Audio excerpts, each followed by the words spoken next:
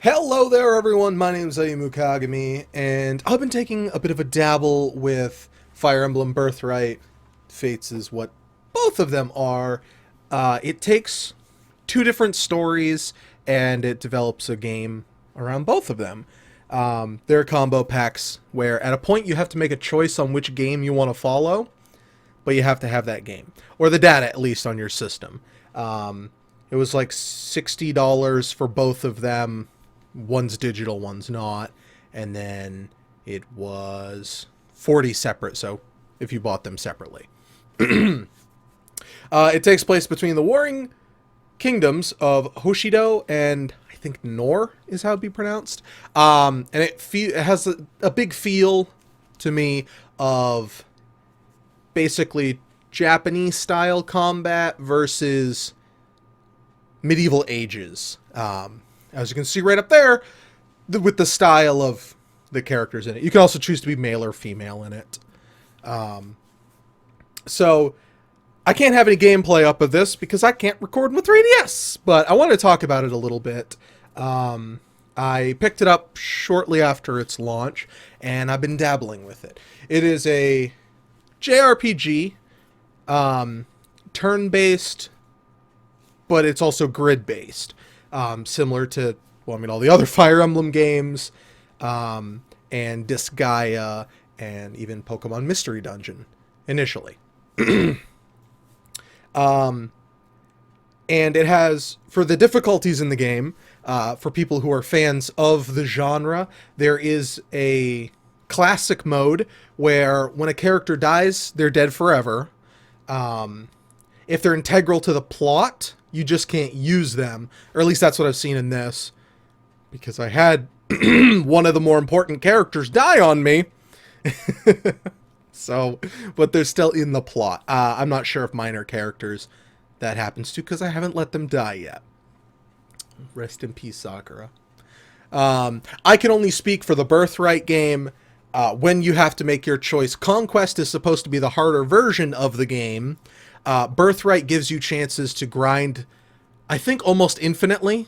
You spend a little money, and it opens up an area where you can go into that area's combat.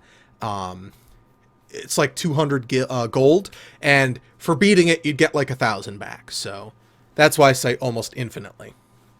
The level system in the game is similar to that of games like XCOM, with you have to do something or you don't get any experience. Going into battle does nothing unless you do something. You have to attack. Even when you get attacked, you can still earn experience. You have to do something, though. Attacking, healing. I don't think using items does anything. But you can also tag up with people when two units are standing side by side to do combo attacks, and so long as each character does get a move, they both gain some experience. You get less experience when you're like way higher leveled than the opponent. So like a 7 and a 7, you'd get like 15 per attack. A 10 versus a 7, you'd get like 7 or something like that. I'm 4 to 7 hours into the game. I've been taking my time to go through it, trying very meticulously not to let characters die. Haven't done a great job on that. The AI seems to be a little smart about it. Sometimes they're stupid, with defenses being what they are. It has a rock, paper, scissors combat style to it a little bit. Spears are good against magic.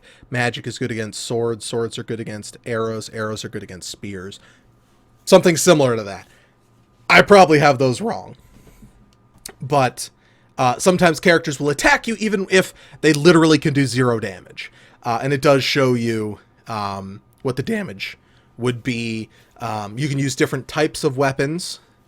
The main character has a special ability based on a different weapon. He can turn into a dragon in it, and the dragon has typically more melee defense versus magic defense. So physical versus magic. Then using a sword, I think you would have more magic versus your standard defense. Going through the game, it's been fun going through it. With some of the complaints I do have on it is leveling up new characters feels like such a serious grind. When you get someone at level 1, they can't do anything, and like everything almost one-shots them, so you have to be very careful with them. How a lot of these types of games work. You can choose to not have characters permadie. I went with the permadeath option, and because it makes me feel better in combat instead of just throwing wave after wave at the opponents. Similar to what XCOM has. If you have to be careful about your units instead of kind of being an idiot and just throwing wave after wave. Frontline infantry, go! Frontline infantry, go! Tackle that tank. The story in the game has seemed a little light-sided, and a little lopsided as well. When you make the choice, and this is, just be warned, this is a minor spoiler for like this third maybe chapter in the game. I think there's like 20 something. It's very early in the game. It's when you pick what side you take. The Hoshido, the Birthright side, the characters have felt loving and caring, like they cared about their people and not wanting to be in war or in combat unless needed. Which that's the side I wanted to take, which is why I bought the game. And I like the way that the story was designed in it. The North side treats you fairly poorly, with the king and the people in it, versus the Birthright side. So it didn't feel even. It was almost like Birthright is positive. Conquest is if you want to be a jerk. Slaughtering innocent people, taking land from them, and being merciless. Versus Birthright, which was caring about them. And that's how I feel as a person, so that's why I like that one more. So I don't feel that the sides are evenly weighed, and my biggest problem with the games is that you only half get to choose your difficulty in the game. You pick your difficulty from like a couple different options. It's like easy, medium, hard. And then you pick classic or non. Classic would be the permadeath of characters. But between the two games, there's a difficulty option. Birthright gives you the freedom of attacking or of grinding up levels and money and items if you want. Conquest says it doesn't have that option. Maybe it's just initially it doesn't, but when you actually go to pick between the two, it says Birthright gives you, this type of play style, and Conquest you have limited money, resources, and all that. Why it's set that way, for story reasons, I can understand it, but for game reasons, I don't necessarily understand why it's that way. If I had bought Conquest and had to be forced into that play style, I'm not sure I would really enjoy it. Ultimately, buying the Fates bundle, so you have both games, is the best way to experience the game, because you have both options in it. I'd say give it a look-see. It is on the Nintendo 3DS. I'm playing it on my new 3DS. I haven't had any problems with it whatsoever. It seems fun. It has very much the same style that Fire Emblem Awakening did. Obviously different story aesthetic to it, but it is good. Give it a look-see. There'll be a link to it on Nintendo, like the Nintendo eShop thing. in the link so you can buy it at any real retailer that sells video games.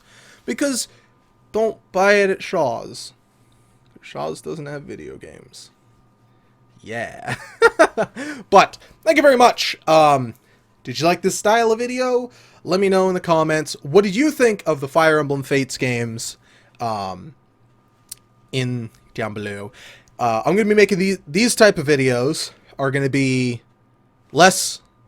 There's no gameplay going to be shown because I can't record it, and it's going to cover games that I can't get my hands on as well. Some of them will be older games, some of them will be newer games. Who knows? But if there's a different game you want to see me done in this style, leave a comment down below. Elsewise, thank you, everyone, and have a fabulous night. Bye!